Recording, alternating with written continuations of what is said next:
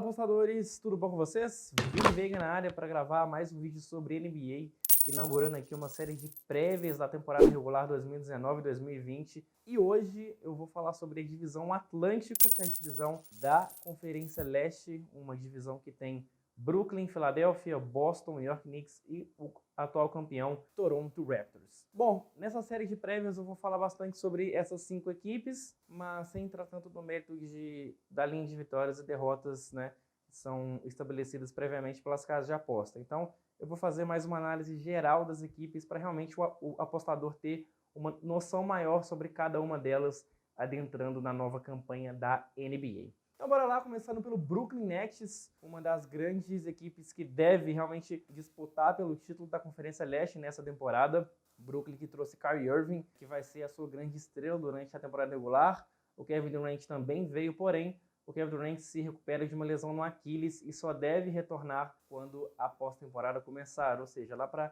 maio e junho. É uma equipe completa no ataque, um time que tem o Caris LeVert, que é um ala armador com muito potencial ofensivo, uma equipe que tem caras como o DeAndre Jordan, que veio também da off-season. Então, Brooklyn tem o Spencer Dinwiddie, que é um ótimo sexto homem. É verdade que perdeu o Rondé Hollis Jefferson, que é um bom ala, porém, Brooklyn, no fim das contas, reforçou bastante. É um time que é muito bem treinado pelo Atkinson. O Atkinson, que para mim é um dos melhores treinadores da NBA. Então eu espero que o Brooklyn seja um time bastante entrosado logo de cara e um time que deve dar bastante trabalho para basicamente qualquer equipe nessa temporada. É claro que todo o potencial só vai ser atingido quando o Kevin Durant retornar, porém é uma equipe que eu vejo com bastante potencial para realmente incomodar. Aquele time chato, aquele time que vai realmente tirar vitórias de equipes como Clippers fora de casa, como Lakers fora de casa, e é um time que também deve concretizar o seu favoritismo contra equipes mais fracas. Então, eu vejo o Brooklyn realmente como uma equipe que deve ficar ali entre terceiro a quarto colocado na Conferência Leste e com potencial de estourar talvez para vencer a conferência durante a temporada regular. Então, eu vejo o Brooklyn hoje atrás no leste apenas do Bucks e do Philadelphia 76ers. Então, eles estão no segundo escalão. Agora falando sobre o atual campeão da NBA, o Toronto Raptors, que perdeu Kawhi Leonard, na sua principal estrela, no lugar dele. Eles basicamente contrataram o Rondé Hollis Jefferson, que veio do Brooklyn, mas aquela coisa, né? O Jefferson é um cara operário, não é um jogador que vai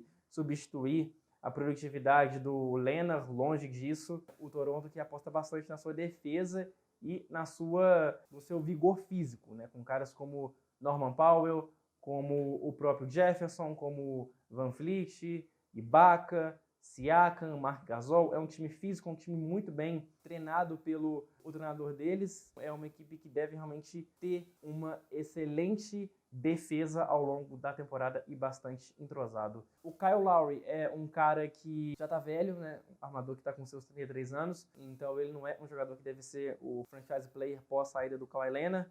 Deve ser mais o Siakam que deve assumir mais a responsabilidade.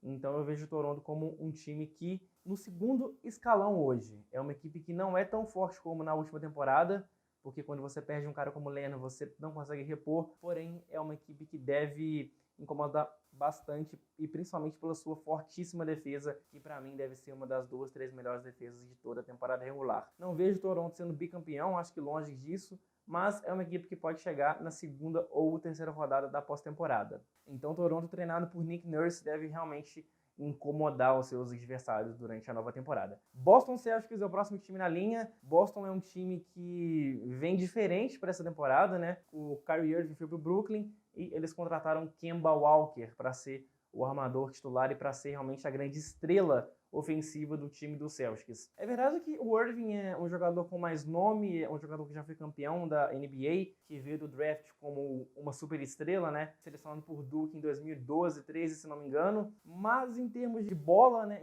Em termos de qualidade recente nos últimos 2 anos, eu vejo o Kemba Walker basicamente na mesma prateleira que o Kyrie Irving, né? É claro que o Irving tem um pouco mais de talento, né? Um jogador que consegue tirar coelho da cartola de maneira mais rápida, mais eficiente, porém eu vejo o Kemba Walker como um jogador mais completo, um jogador que vai te dar 25 pontos por jogo de maneira bem eficiente, um cara que joga para a equipe e que tem um senso de liderança muito grande. Então eu realmente não vejo o Boston perdendo na armação, eu acho que fica elas por elas, né? O Irving tem algumas vantagens que o Walker não tem, enquanto o Walker tem algumas vantagens que o Irving não tem. Então eles se completam, Boston não perdeu na armação. O que Boston realmente perdeu foi no pivô. O Horford foi para o Philadelphia, o Horford que era realmente o melhor defensor da equipe no garrafão, e no lugar dele Boston trouxe Enes Kanter, que é um jogador com características completamente diferentes. O Kanter é um cara reboteiro, de rebote de ataque, que faz cerca de 15 a 16 pontos por jogo quando joga muitos minutos, porém um péssimo defensor. Um cara que realmente vai deixar a defesa do Boston bastante exposta. Então eu não gosto dessa troca, desse movimento, né? Sair Horford e entrar o Enes Kanter. Então eu vejo o Boston como um time pior para essa temporada por conta dessa saída. É um time que depende bastante da evolução dos seus jovens jogadores, como o Jaylen Brown, como o Jason Tatum, mas eu não vejo nenhum dos dois como futuras grandes estrelas. O Tatum tem até potencial para ser All-Star, mas é um cara que vai estagnar ali nos seus 20 pontos por jogo. Eu não vejo o Tatum, por exemplo, virando um Kawhi Leonard, virando um Paul George, um cara que vai ser um franchise player. Eu vejo ele como um complemento para um franchise player. O Kemba Walker é esse cara? É esse franchise player? Talvez, mas eu não vejo o time do Boston hoje com qualidade o suficiente para brigar pelo título.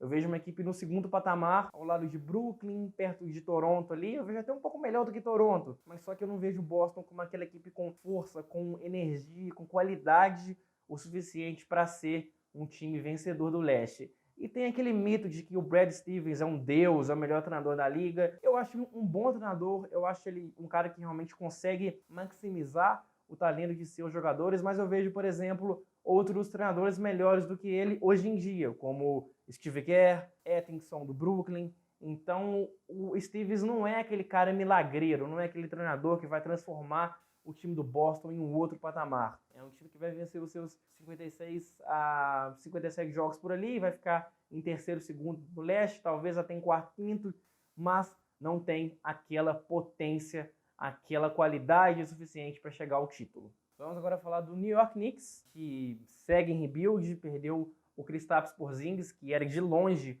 o melhor jogador. É verdade que o Porzingis não jogou na última temporada machucado, mas ir para a nova campanha sem Porzingis, que é uma decepção. O Knicks até contratou bem, trouxe o Julius Randle no lugar do Porzingis, que é um bom jogador, um cara que faz os seus 20 pontos e pega 10 rebotes por partida. É um time que fez um bom draft, trouxe o R.J. Barrett, um bom ala, mas o Knicks, né, é um time que basicamente vai ser um saco de pancadas esse ano. É uma equipe que tem bastante limitação, principalmente do banco de reservas. A defesa tem tudo para cima das piores de toda a NBA.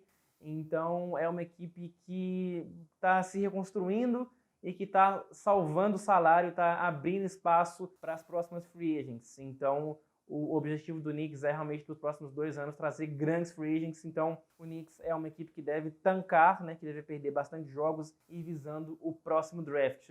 Então é certo colocar, por exemplo, o Knicks entre os 5 piores times da liga hoje, numa mesma categoria que o Thunder, por exemplo, que está em rebuild, outras equipes que estão realmente reconstruindo nessa temporada. Mas eu vejo o Knicks ali pode surpreender jogando em casa. É um time que em casa consegue geralmente incomodar. Então a gente vai ver handicap muito esticado para o Knicks nessa temporada, com mais 13,5, mais 14,5, mais 15,5. Então talvez em algumas situações vai valer a pena investir no Knicks em casa para cumprir gigantes handicaps positivos, tá? Fechando a nossa divisão Atlântico, Philadelphia 76ers, que para mim é um time que me agrada bastante, apesar de que o Sixers é uma equipe que perdeu o Jimmy Butler para o Miami Heat nessa off-season, porém trouxe o Josh Richardson do Miami Heat, com um bom jogador, com um bom ala, e trouxe o Horford, que para mim é um dos melhores defensores da posição de pivô de toda a NBA. E por que eu gosto do Sixers? Eu gosto bastante pelo fato de que é uma equipe que está indo ao contrário,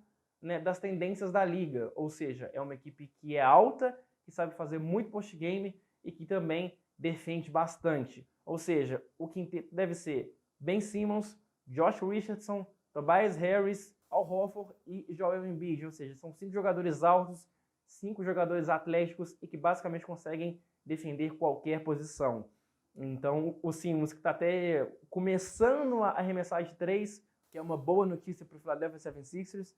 Então, eu vejo o time do Sixers como uma equipe que deve realmente incomodar bastante jogando em casa, bem treinada pelo Brett Brown. É uma equipe que, ao lado do Milwaukee Bucks, para mim, é a grande candidata a vencer a Conferência Leste. Então, sem contar em todo o potencial da equipe. Ben Simmons é um cara que tem potencial para ser All-Star, assim como Joel Embiid, assim como Tobias Harris. Então, eu vejo esse time, se ficar saudável ao longo de toda a temporada, uma equipe que deve realmente ser uma das melhores do leste. Então é isso, galera. Essa foi a divisão Atlântico da Conferência Leste. Lembre de me seguir no Instagram, Veiga Vinícius _, que lá eu posto bastante análises e bastante prévias visando a nova temporada da NBA. Beleza? É isso, galera. E até o próximo vídeo com a prévia de outra divisão da Conferência Leste.